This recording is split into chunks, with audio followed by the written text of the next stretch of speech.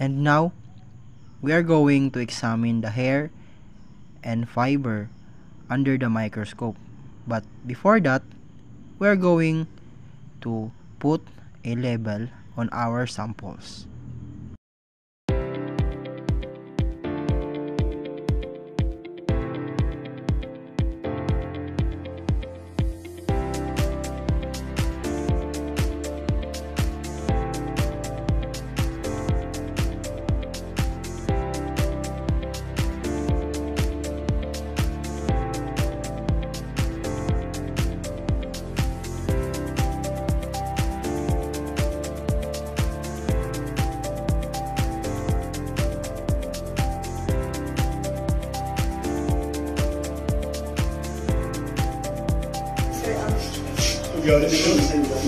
Ano mo kayo? Oy.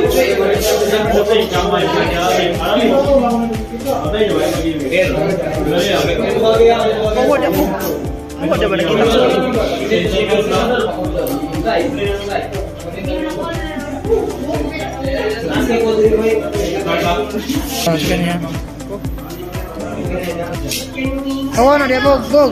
Jelas na.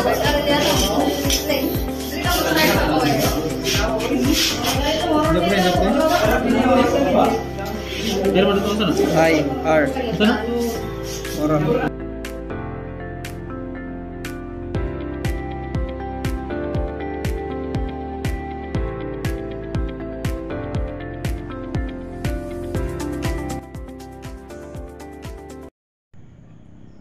After putting a label on our samples, I'm going to introduce it one by one. This is our hair and fiber samples. First is the bamboo, the cotton, the yarn, abaca fiber, hair from dog, polyesters, silk, hair from goat, coir, and human hair. And now, this is the compound microscope that we are going to use to examine our hair and fibers samples. And now, we're going to examine the bamboo. Bamboo is a type of vegetable fiber. It can absorb water, insoluble in water, and very resistant to damage from harsh chemicals. It can only be dissolved by strong acids. It can be common at crime scenes because they become brittle over time. So, we're going to cut some piece of this bamboo fiber and put it on the microscope and examine it.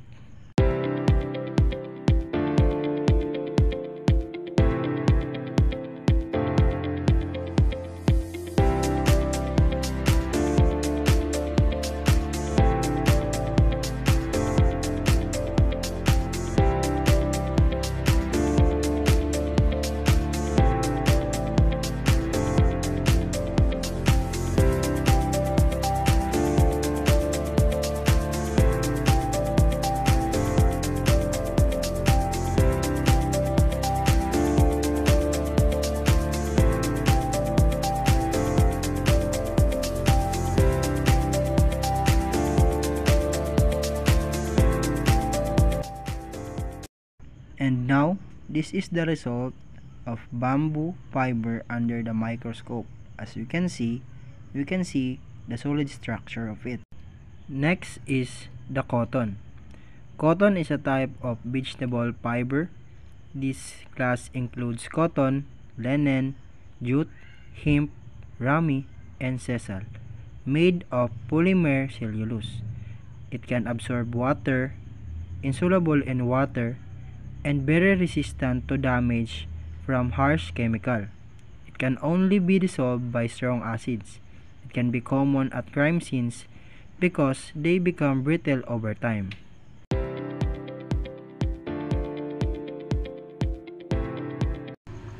After we put it on the glass slide, we're going to put it on the microscope and examine the cotton fiber.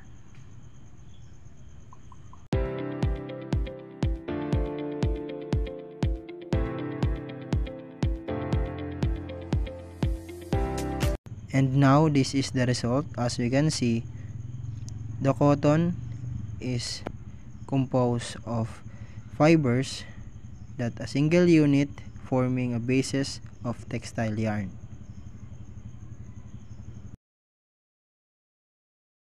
Next is the yarn. Yarn is a type of synthetic fiber. Chemistry has produced a number of fibers including rayon, nylon, orlon, and dacron, artificially produced fiber. This is the yarn sample that we're going to put in on the compound microscope and examine it.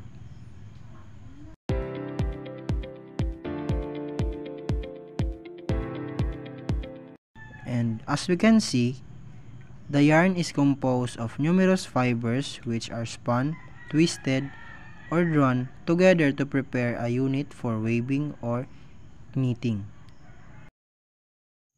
Next is the abaca fiber. Abaca fiber is vegetable fiber. This class includes cotton, linen, jute, hemp, rami, and sisal made of the polymer cellulose, can absorb water, insoluble in water, and very resistant to damage from harsh chemical.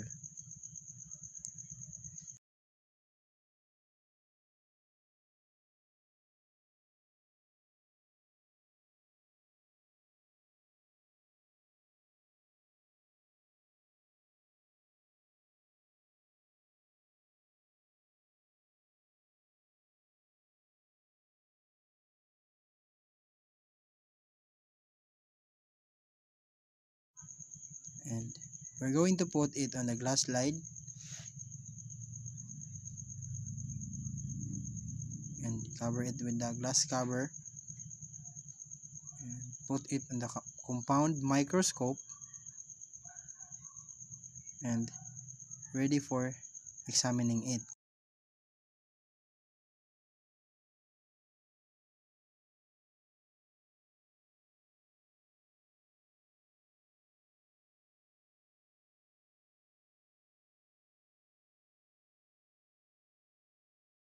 And now this is the result of the abaca fiber under the microscope.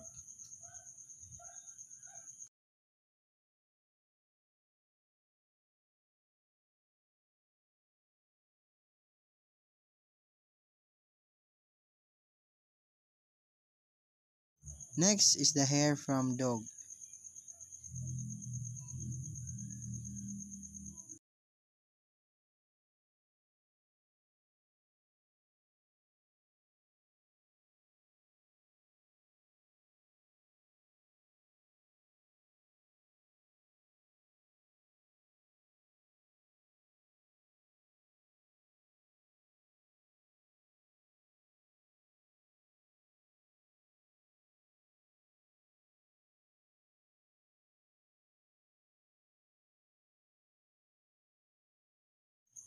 We're going to put the hair from dog on the glass slide cover with a glass cover and put it on the compound microscope and ready to examine.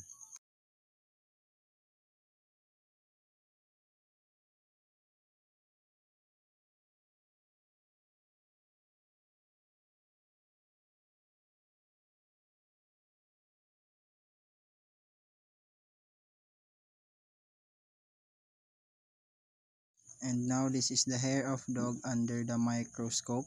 As we can see, you can see the structure of the hair, the shaft.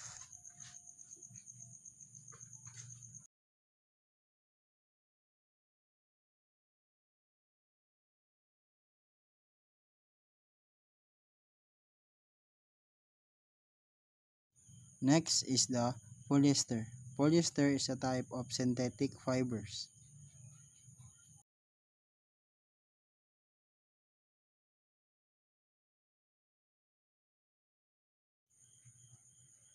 We're going to put it on the microscope and examine it.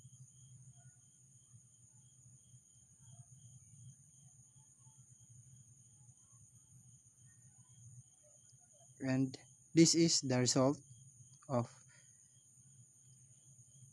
polyesters under the microscope.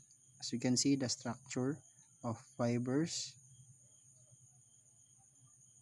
and the patterns of this fiber. This kind of fiber is a stretchable.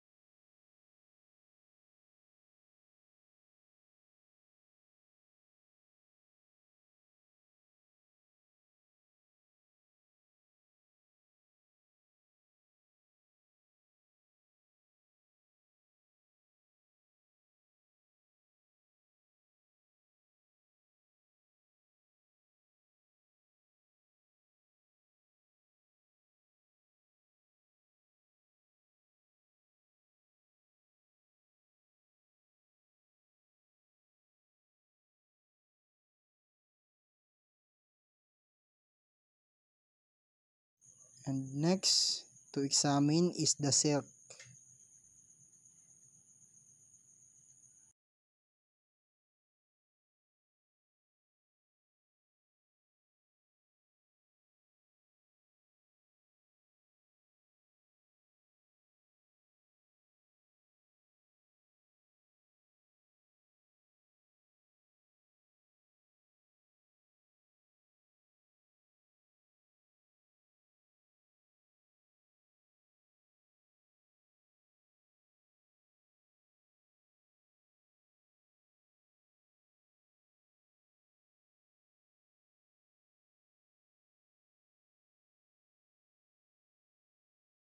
And now this is the result. As we can see, the structure of this fiber, it is composed of fibers forming a yarn, the color of it,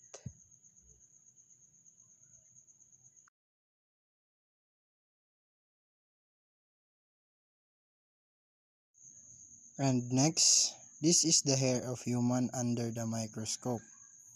And as we can see the root of the human hair,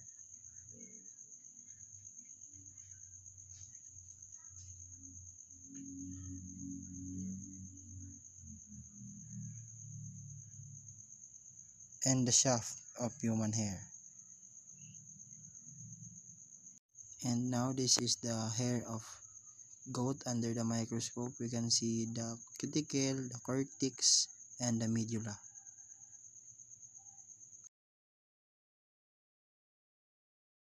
And now this is the human hair under the microscope. This hair is being cut by a scissor.